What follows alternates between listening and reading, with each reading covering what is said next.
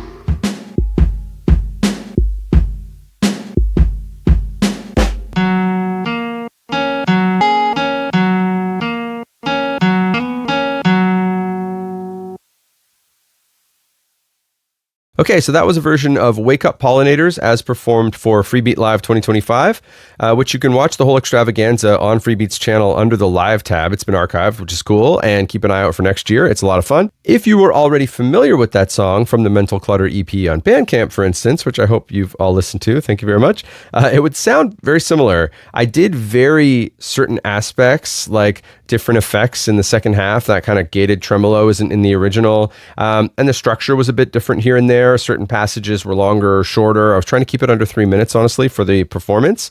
There was also some live playing of a few elements, in some cases unnecessarily, like these samples at the beginning and the end, which I played on the pads here. But I could have just pressed play. But I wanted some live element at the beginning and end, just for my sake, really. I also did the main melody, the lead melody on the mini lab here,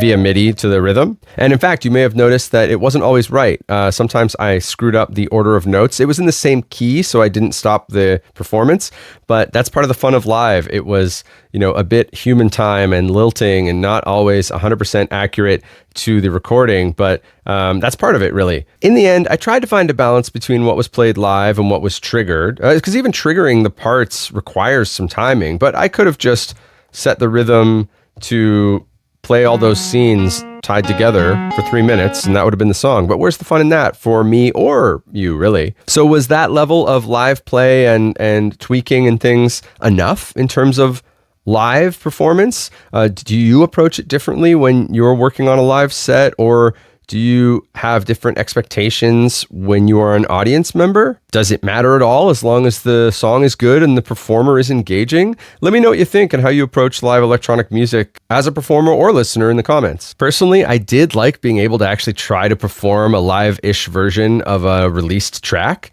but I do still want to tilt more a bit towards live play and more improv, more maybe looping and things, happy accidents, and a bit of that adrenaline from things maybe potentially going wrong. But, that could just be a weird kick of mine. So we'll see where that goes with future live sets that I'm working on. In any case, I hope this was interesting or amusing in some way or thought-provoking, and maybe you've got some discussion you want to have in the comments. I'm all for it. And thanks for sticking around. I'll be back with more nonsense soon and working on more live sets.